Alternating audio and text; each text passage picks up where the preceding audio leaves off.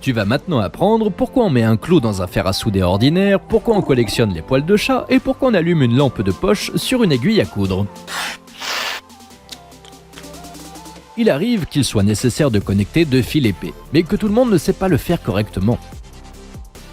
Prenez un boulon ordinaire, fixez-le dans un étau et après avoir marqué de points à ces endroits, commencez à percer le trou en ligne droite. Et lorsque le fourré commence à pénétrer le matériau, déplacez-le un peu sur le côté en formant un angle. De cette façon, nous aurons deux trous dans la tête. Maintenant, nous mettons le boulon dans le tournevis ou la perceuse et on met le fil dans les trous. Après un peu de pratique, le boulon va tordre nos fils rapidement et fermement grâce à la rotation du mandrin.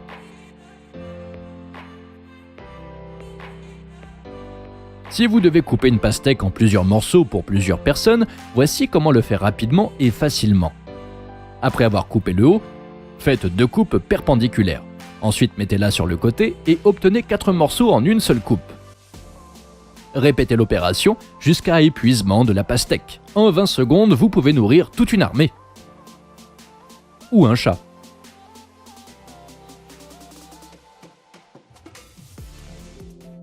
Les chats modernes sont trop paresseux et ne veulent pas attraper les souris. Mais il existe un moyen de se débarrasser des souris sans l'implication du chat. Il suffit de gratter un peu ce sac de fourrure pour obtenir ce dont nous avons besoin. Sa fourrure qui reste sur le peigne. Nous devons la recueillir avec nos doigts et la mettre dans une sorte de boîte. L'odeur des poils de chat n'est pas très agréable pour les souris. Mais pour augmenter cet effet, il est nécessaire d'allumer une allumette et de brûler légèrement la fourrure. La fourrure brûlée émet une odeur si forte que même le propriétaire de ces fibres est légèrement choqué par le parfum. Et toutes les souris aux alentours vont certainement s'enfuir en le sentant. Notre Stéphane n'est certainement pas une souris, mais en l'approchant un instant, il est tombé dans la stupeur et a rapidement couru vers mes mains. Placez de tels pièges odorants dans les endroits qui doivent être protégés des petits rongeurs et cela devrait aider.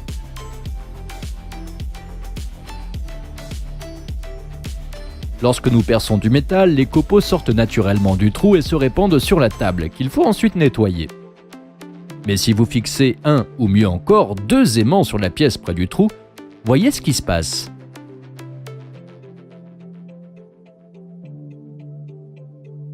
Les morceaux de métal qui sortent sont immédiatement pris dans le piège magnétique et se collent aux aimants et à la pièce elle-même. Par la suite, il est beaucoup plus facile d'enlever les copeaux à la main et de retirer simplement les aimants de la pièce. Mais si vous avez déjà fait des dégâts, n'oubliez pas notre vieille astuce. Savez-vous pourquoi Cookie est si triste? C'est parce que notre stratifié a un tel écart entre ses parties. Alors qu'est-ce qu'on fait? Nous devons prendre une barre de bois ou un morceau de planche, un pistolet à colle chaude et verser quelques bandes de colle sur le bois, mais pas trop. Puis collez-la à l'une des planches de stratifié. Appuyez fermement pour obtenir une connexion solide. Il se peut que pendant que vous mettez une partie de la colle sur la planche, la deuxième partie soit solide. Dans ce cas, après l'avoir appliquée, il suffit de réchauffer toute la colle sur un feu et de la coller rapidement. Prenez maintenant un marteau lourd et frappez la barre en direction de l'espace. Après quelques coups, l'espace se rétrécit et les planches s'emboîtent parfaitement. La planche devrait se détacher du stratifié sans problème, si vous n'abusez pas de la colle. En fin de compte, il n'y aura plus aucune trace de cet affreux écart et tout pourra être réparé rapidement et gratuitement. Après avoir déballé des aliments dans des sacs en plastique, en l'occurrence des brocolis, lorsque je les ai sortis du congélateur, ils n'arrêtaient pas de tomber, ce qui m'a un peu énervé. Mais la fois suivante, j'ai fait une entaille dans l'emballage. Je ne l'ai pas fait jusqu'au bout, obtenant ainsi une telle queue. Tu peux l'utiliser pour attacher le même sac et rien ne tombera. Parfois, vous avez besoin de fixer un câble électrique à une surface en bois. Et quelle chance si vous avez des attaches en plastique et un pistolet agrafeur comme celui-ci. Avec lui, vous pouvez très facilement fixer les attaches à la clôture et le câble électrique à celle-ci sans aucun problème. Si le fil n'est pas trop épais, vous pouvez même essayer de le coller directement à la clôture avec des agrafes. Mais dans ce cas, la fixation ne sera pas aussi solide.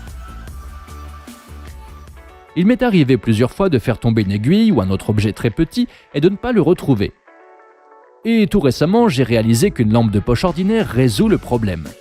Et non, vous n'avez pas besoin de la pointer vers le sol, cela ne servira pas à grand chose. Les rayons de la lampe de poche doivent être dirigés vers le sol avec un angle très aigu, ce qui provoque la formation d'une ombre à proximité de l'aiguille. Beaucoup plus grande qu'elle. Une ombre énorme est beaucoup plus facile à remarquer que l'aiguille elle-même, donc vous la trouverez assez rapidement.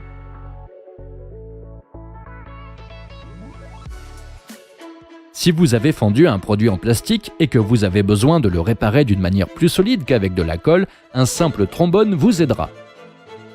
Pliez-le en ligne droite, puis en le serrant avec une pince sur le clou, enroulez le fil autour de son axe, ce qui donne ce petit ressort.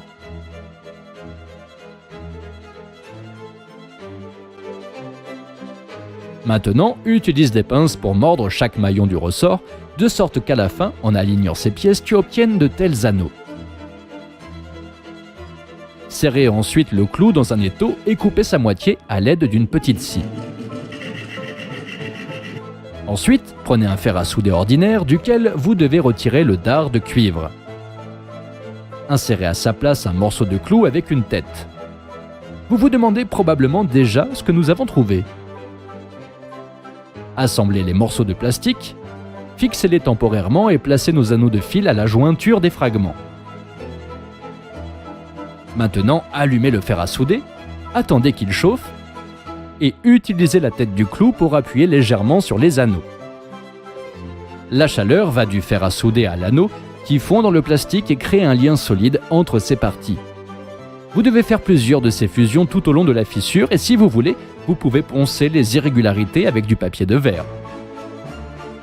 Cela n'a pas l'air très impressionnant, mais lorsque nous avons essayé de casser le plastique à nouveau, nous avons été surpris par l'efficacité de cette méthode.